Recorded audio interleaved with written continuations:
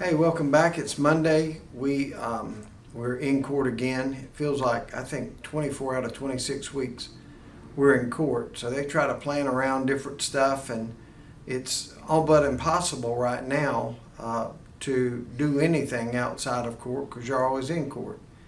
But that got started this morning. They were bringing in a jury first thing, and we'll see, how that goes. We've got trials up. We never talk about going into them, but if anything catches, we'll let you know about it next week.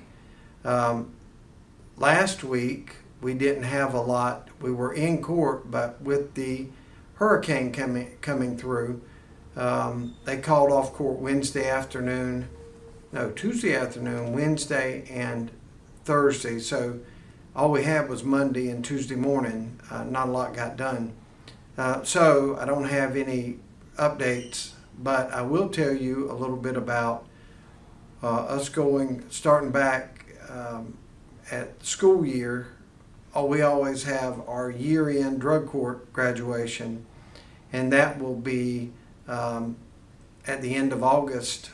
But it's always a really good deal. It's a heart emotional time, and what you've seen is people that have come in with an average of about 11 arrests apiece get sentenced to a good bit of time, and then their sentence, instead of suspending it and them going on probation, it's suspended and they go into drug court.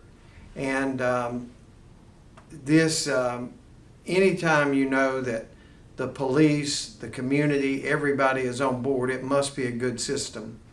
The recidivism rate for people going through drug court is always, we keep up with it, but it's always less than 15%.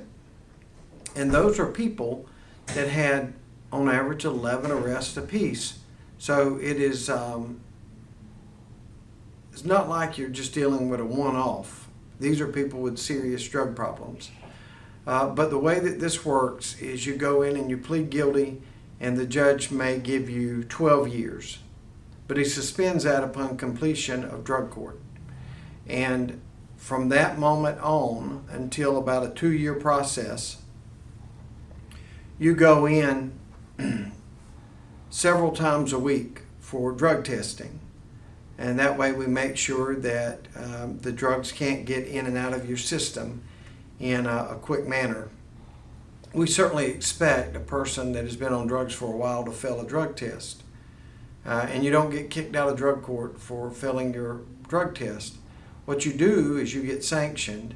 So it's just as soon as you failed a drug test, we have you locked up, put you in jail for a day or two or a week or two, depending on the circumstances, and then you get out and you start over.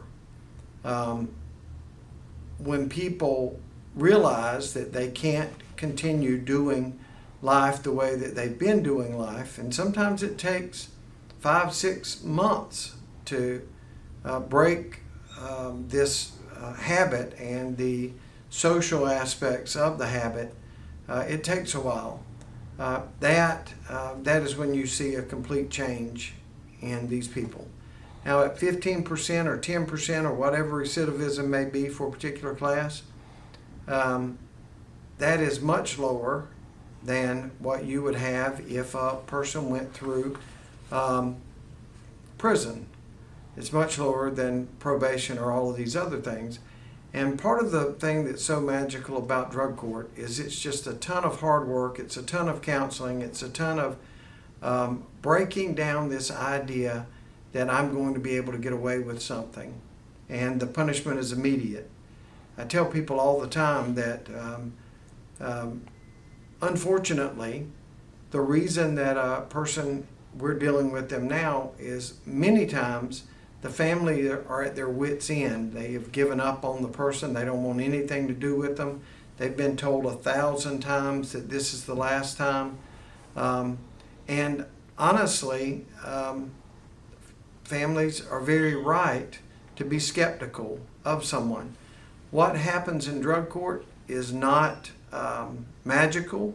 It is not that our counselors are way better than some of these $60,000 in-house patient programs. What makes excuse me, what makes ours special is the fact that you've got prison time hanging over your head, and you could go to all of these expensive places, and when you get ready to walk out, you walk out. They don't have any authority to keep you. In drug court, you can walk out, but your exit is into a prison door, and that prison sentence has already been set for you. So if you fell out, you're going to prison for the rest of that time. And that's why people are able to go through and build up a backbone and say, after months and months and months, that I have figured out a new way of life. So it has been real successful. If you ever get a chance, go to one of these drug court graduations, you will see people that have lost their kids, they've lost their parents, they've lost their friends and family, be reunited with them. And it's a really good thing to witness. So that's coming up at the end of August. I think it's the 26th. Certainly it's open to the public. But if you ever want to find out a specific date, even if you don't have anybody in it, come and watch, dedicate an hour and a half, and you'll see something really, really special.